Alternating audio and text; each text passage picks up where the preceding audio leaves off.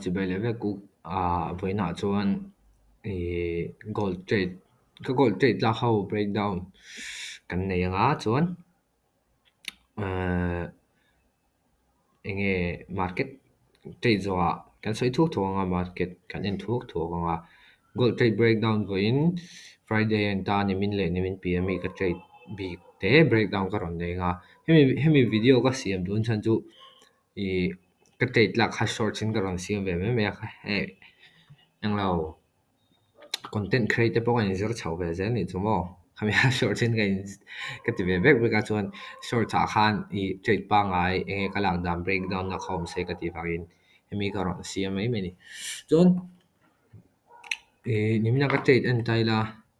nimna hian kan hmu hian bearishness pusa chuan nimina bearishness bear token zing lama kan on chuka new year open mai chuan nimin new year ka nimin daily low a break hian kan hmu hian hemi swing low hi a break nge liquidity la ama liquidity la ani chu di kan soi kha chu in hretonga tunain a break mi lo ni market hi tro a break lawa structure break pom lo week chain a break a hemi hi ma second ma sak ber ani lawa first of all a jong ken chu hemi imbalance hi kan ni karon chuk nai bearish intention turu lu tuk ne karon chaw kan chuwa kan hmu hian price hi a bear em ema kan base ya kha chuan momentum pullback on point se momentum nen bearishness a chun zom kan base ai ka base ai ta ni hemi ni min ka trade ti ma se new na kha chuan long position ani ka lak chu chunga tinge ka lak chan kan soi don ta lo en zoi tai la mo kan support zone te pon thai nga lo enanga swing low hian kan hmu hian nga tinge long ka lang chan kalau be sei dana chuan ni zana zandar sari news awma news te hi in en thin du chuan forex factory han awma apoi mo jon technical hi min perfect thawa mo ma se fundamental hi drive tu berani fundamental apoi mo chuan fundamental atang technical a kan entry kan zong ani deuh ber ani chu kan hmu hian nimina dar sari chu chu dar ye tle chan ve am new york time ania news a chuwa kan hmu hian market a chho zok mai ni mo a chan chu us news kha a re ta chumi namin thil chu us news a re chuan hi gold am na chan sa sang bo chu da chuan nge trade ka lak dan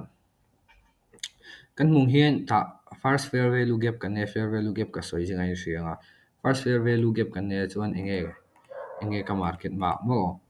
first a chuan hemi high hi ni kama hemi high hi momentum ne na close le kan hmu hian momentum ne close lo se chuan hemi zone hemi imbalance zone a hian entry ka zong ma se kan hmu hian momentum ne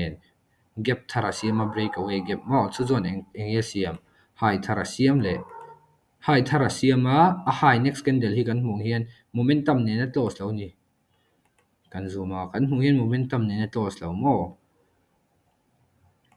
push le ngal tur chu ni se push le ngal ang chuan retracement kan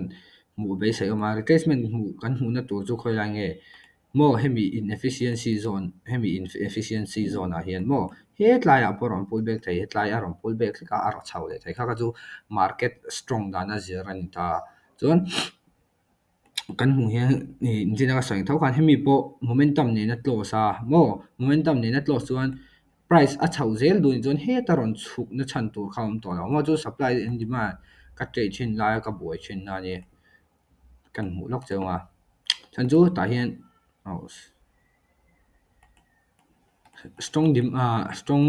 strong demand kan nei ta ni mo demand a hian lo chang le ngor ngor tai la price a ron thleng don lo hrim chu chu price kan ena kan chiar thiam angai example a hemi hi momentum nen to lo se hetiang deuh hian lo to ta se demand a de zon trade la apoi lo kan trade thei lu tu ma se hemi kan la chan chu kan hmu hian a second fair value gap a mo ta in hai kan hmu hian 5 minute fair value gap a create a 5 minute fair value gap ta hian hei a create ani 5 minute fair value gap chuan simple chu a fair value gap a tak hian ke chu entry ka da mai thina fair value gap a siam na tak hian chuan ni zana ka entry kha chu fair value gap entry nia stop loss semi high hian ka da chuan target 1:3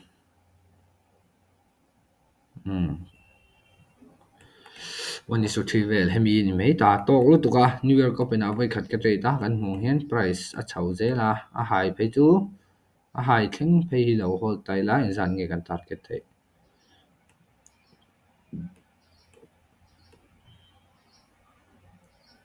tia chuan buai lu tuk lawang ma se 1:7 1:8 chho chu kan target thei dawn ni ma se 1:3 ka risk management le ka strategy a ka chenga chu zong chu ani mai mo friday ka trade ka chu simple theng bera price action kan chiar thiam hi boimo buk ta chuan tuesday en le tai la kan hmu hian tuesday po sell off Wednesday zo mo Wednesday zo ka trade kan tuesday a sell off to rule tu kan ne ya price a pullback a tro price a pullback a bearish continuation nei don se zuan a second pullback a tal hi chuan lower low siam tong mo chuwang chuan enge lower low siam lower bullish order flow siam ta ni chuan bullish order flow siam ta kan chop around na chuan I new year ka news thoron news hi post news hi tuna tak pe jong ka trade na sa kan hmu hian news a tho enge 5 minutes fair value gap tho first of all hemi chin hi lo en lo taula line hi kan da long a hemi chin a hian one hour le hemi 5 minute overall en chuan kan la bearish ani mo chan chu enge kan order flow hemi hnu hian ta inefficiency kan siama inefficiency kan siama tro ma sei inefficiency kan siama price in hemi low hi break lo mo bullish order flow kan create a chuan pre news a news chu man ti nan chu pre news chu news on chu main kan hmu hian bearish inefficiency fair value gap kan ti tho khai tai kan nei le ta ma se hemi kan nei ta hi kan la trade lo ngate kan la trade lo chan chu hemi hnu deuh loka news om wangin a bearish don ni chuan setup thadang an nei ang mo chuan news aron bullish chi ta hemi a po hian Wednesday news takha enge bing ka shele to lo in du chuan forex factory han en thei ka ti kha chuan kan mung hian a bullish a hei ni china ka soyang tho a bullish atro hemi high hi ka en a fair value hemi high ka en a bullish a momentum nen a tlosem a second candle phei chuan a high hi ron touch low shim kan hmu thiamanga a second candle hi an khoya ama high hi ron touch low mo chumi ni chuan fair value gap a han aron touch le don ti ha chiang zola kan hmu hian demand po ron touch a chu ta chu price kan chiar thiam a poimo nan ta entry kha pahnih ka siama ta hian 1 minute a entry oma 1 minute fair value gap a ka entry a hemi low cover in chuan 5 minute a ta hian second entry pa ngai fair value gap a entry ania chuan fair value gap chu 3 candle face kan ti kha khat ni thum hemi candle pathum an ta stop loss chuan stop loss khong eka dang candle low a chu zong chu ni mai mo simple lu tu ka strategy ti na ma se market kan chiar thi mangai khong e market a kal dona khong e market a kal do chuan simple 1:3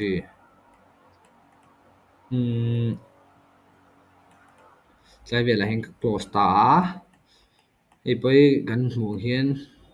top tleng hol dila chu 12 risk to reward ma se kan soi kha kan greedy lo nga kan strategy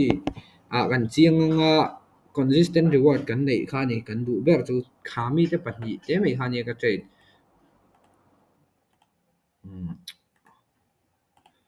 early and zo yang kham te pahnih te mai kha ni kan trade inefficiency chu tunai soi le lok ta ya hei ni china tun lo ka trade soi ka lang na khan ta ni hemi ka lang na 5 minute fair value gap ka a strong don nge don lo ti ka sia tu chuan ala conference kan let le thai ka hmu cheu 1 hour a hian khami 5 minute fair value gap ron chhuna kha khoi lai nge mo hei 1 hour a fair value gap om vele tlat fair value gap kan nei a aron tacha mo chau ngal wang ting te nei ha sia ta lai ma se fair value gap ti han kan en hun timing dei poi mo support and resistance te point thau chu chu ni trading session poi mo na hei fair value gap dang kan nei le em nei le chiang tu ma se hemi fair value gap hi aron ta zuaya chhole a khonge kal le ku ta a break tlang vek mo hemi poi hei a invalid to lo je chu kan en hun sia ta poi mo a chuan first le kami zel in a tha fair value gap chu hemi fair value gap bi chung chang te poi videos ya fe thamo ma se la chu kan ti hri lo nga kha zong khan ye zon tu na hian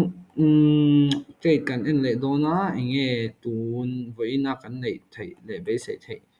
voina hian zana thau news om le a i NFP ni NFP nia market a chele ke ki nari no chuan chuan i bullish phase chuan heng relative equal highs hei headline mi grupa mi kan thiam pa pakhatin a ron soi kha ala vek me anga ti hei kan hmung hian hetlai hem te pani equal size chu la to ma se kan hmung hian hetlai high hi lo ma mo liquidity chuan hei equal size sema ama liquidity concept ka ron soi thina te pon hemi te poi drawn liquidity ni target tur chiang sa ma se nge thleng dong an selo ta chuan eng nei kan hmu nge ron thleng dong an selo ta chuan kan target thai lo biri star se kan target thai nge kan target thai ta daily fair value gap kan nei a hemi fair value gap tir thleng vel hi chu kan target thai ang chu chu zanin news a zir ania tuna hian hourly hi en zoi tai la mo hei engma om lo push a chop pull back push down nge chop push a reverse don engma kha kha chu news in na ron shil don ni mo price and hi zon kan bully sa ha ha hi kan target me zo vi ma se news US news a ron shina DXY chau vut kha chuan mo hemi en chau ai nam lo chuan DXY hi kan en le zoi bonga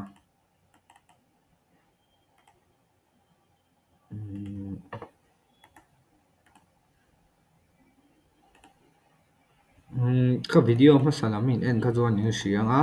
DXY hian kan target khoi la nge ka thi tlai mun li fair value gap hi kan target ani first le ka lo ma momentum ne break ma se second a kan hmu hian kan ron push hawa mo chuan zon hemi fair value gap hi kan la touch thei kha ka bai se a ma se kan touch lo ta ni kan la touch lo ta February kan touch zoi dong e touch lo in alo kan chuk lang don mo kan touch kher khami kha chu weekly te daily te ha mi rong shile don ta kan hmu hian ka be sei dana jo kan touch chu ka la ring thawa ma se boin news a zir te pawh nia chuan interest rate kha thla kan la tum lo boka US in chu wang te pawh interest rate thla kan tum lo wang te pawh nia nga hei US dollar a down le na chan mo i consider tur tam lu tua kan hrit hian chin atang sian te mai poi a poi lo thina kan hmong hian tungkar chu hei big bearish candle kan ne chu chu inte daily a lan kan en liang daily a consolidation ania chuan manipulation dia a consolidate le a chuan enge kan be sei thei be sei tur va kalom lo ni mo kan hmu hian big sell off kan nei to hei candle hi lian tol to ani weekly supply zone atang kan re ka ma se keima ngai na na chuan hemi fair value gap hi kan lat chho thei chu ka ring thaw ma se enge thleng don kha chu ka hre chuang mi lo mo ni chuan nga kila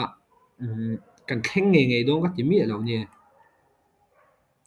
a thleng don a ti ani chuan ba yang te han ti ni ri mo chi ani mi lo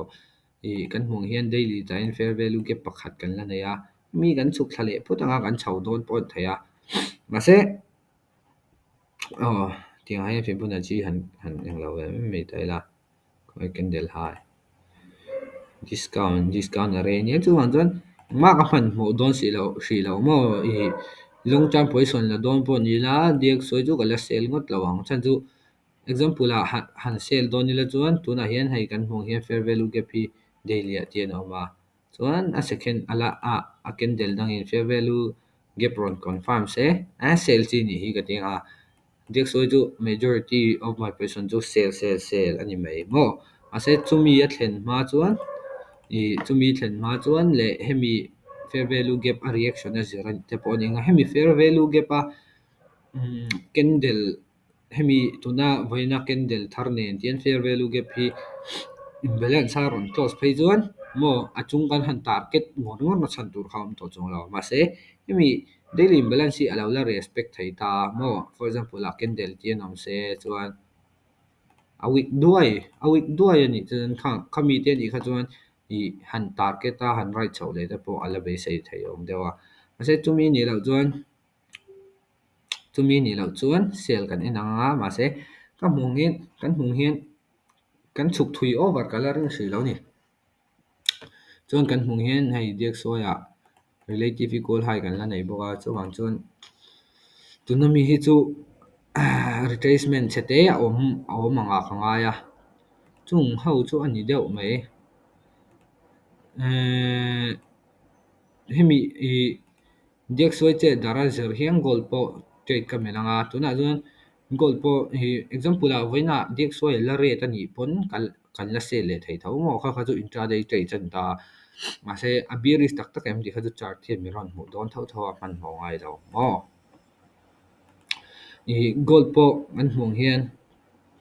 voina chuan news a green phei chuan hemi high target hian ka long chiang viawng ma se news US news a positive lo chuan kan short thei hemi law poi kan thleng lo mai thei kan thleng mai thei a swing low enjoy la external liquidity kan la to a chuwang chuan voin news a rate ani phei chuan he tlai thleng hi chuk theina chan sawm ani he lai thleng hi mo news a rate ani chuan chumi te chu ni